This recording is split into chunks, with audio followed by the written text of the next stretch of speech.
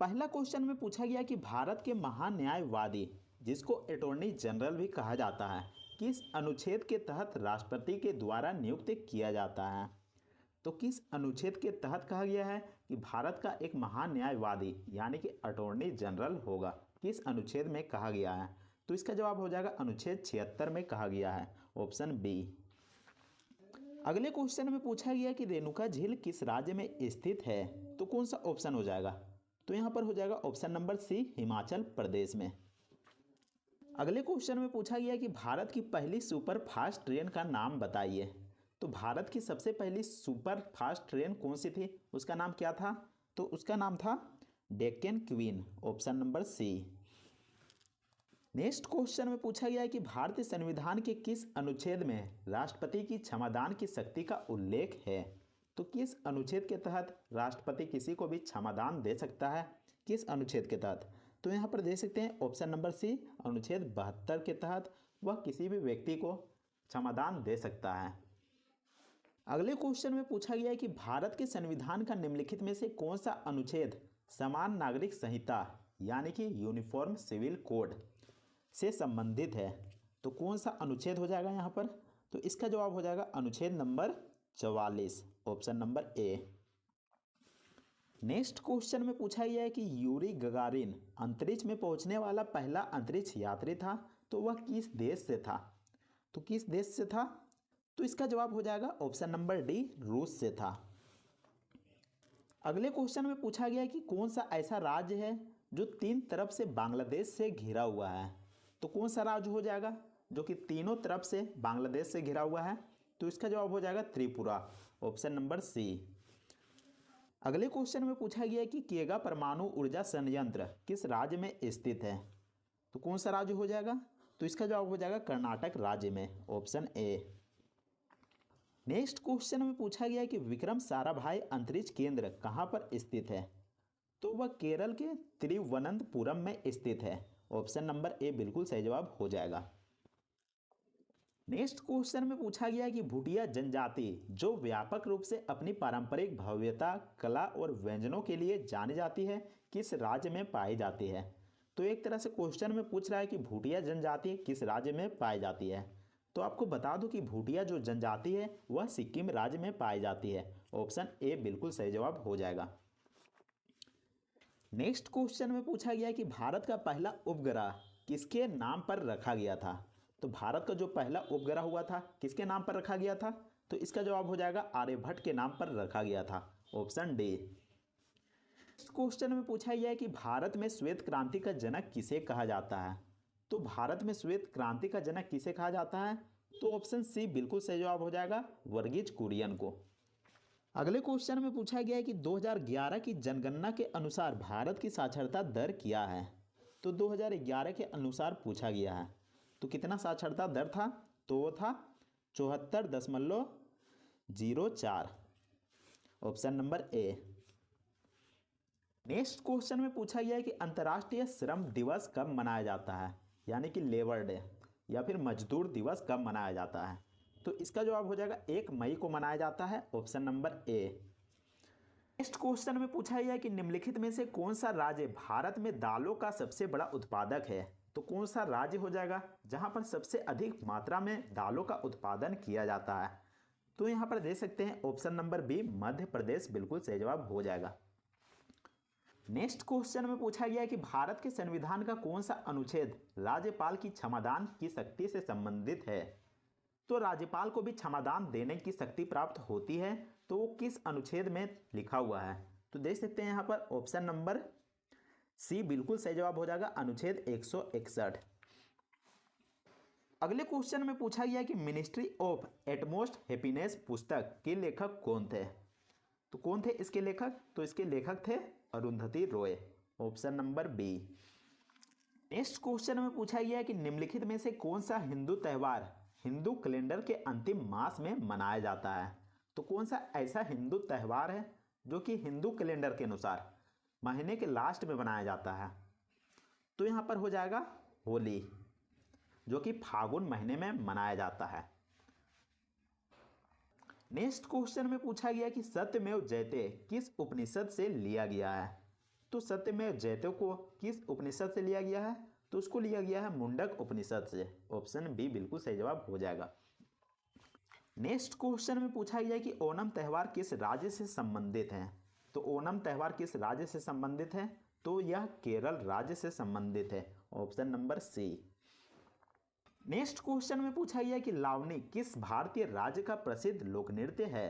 तो कौन सा राज्य हो जाएगा? तो यह महाराष्ट्र का प्रसिद्ध लोक नृत्य है। Option number B.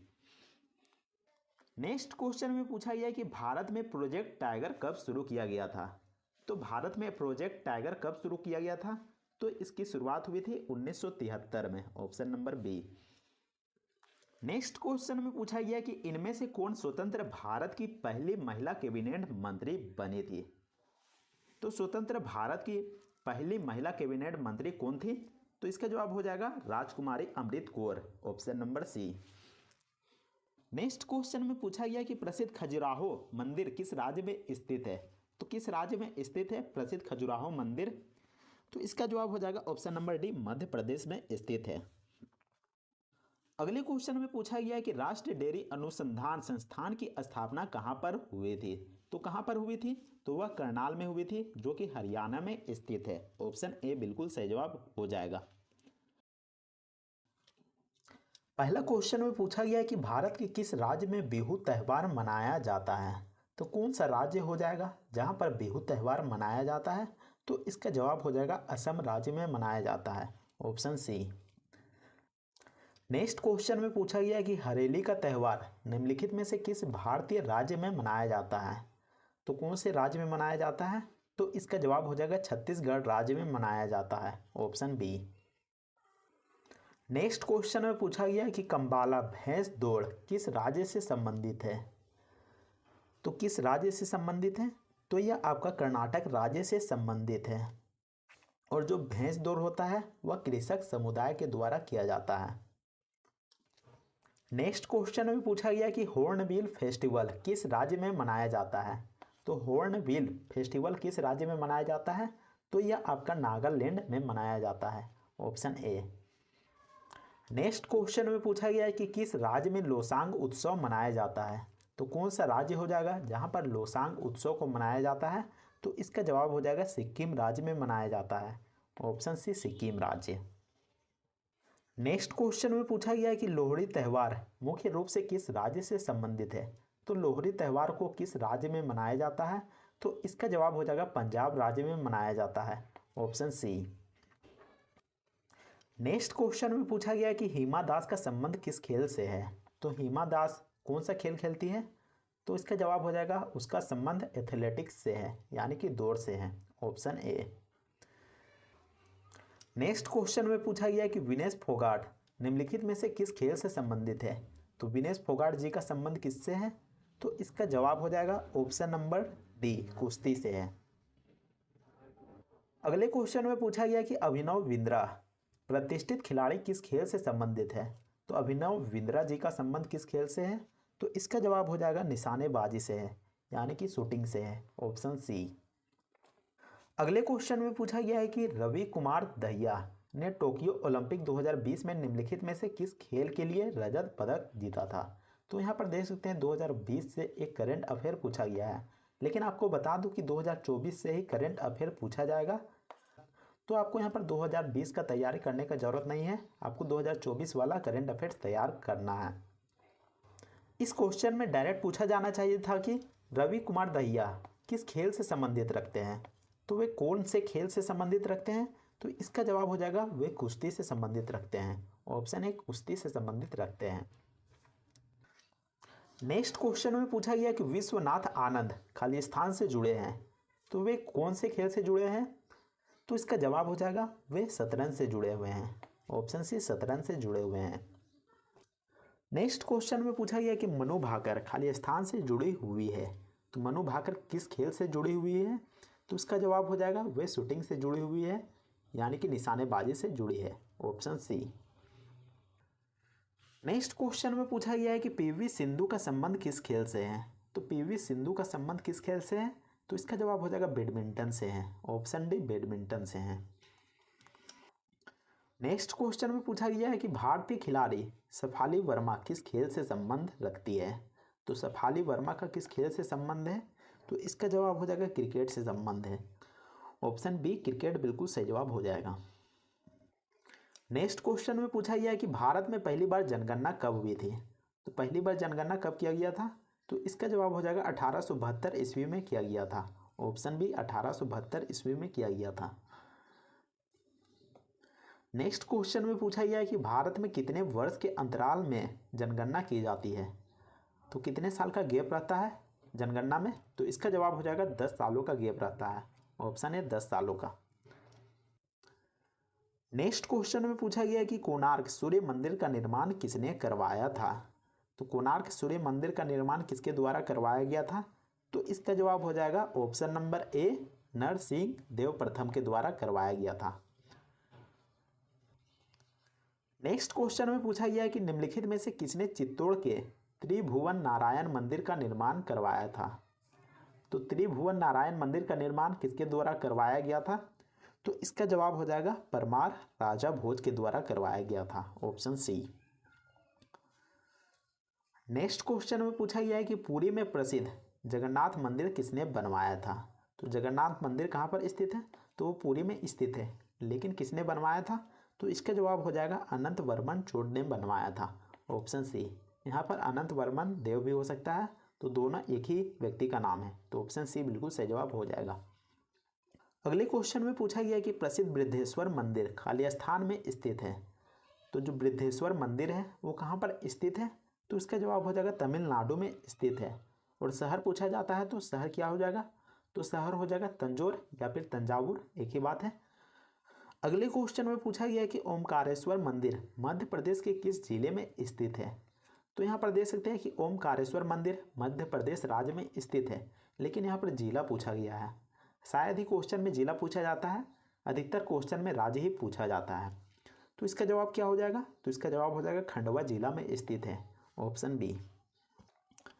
Next question में पूछा गया है कि लिंगराज मंदिर किस राज्य में स्थित है? तो लिंगराज मंदिर किस राज्य में स्थित है? तो इसका जवाब हो जाएगा उड़ीसा राज्य में स्थित है। ऑप्शन बी उड़ीसा राज्य में स्थित है।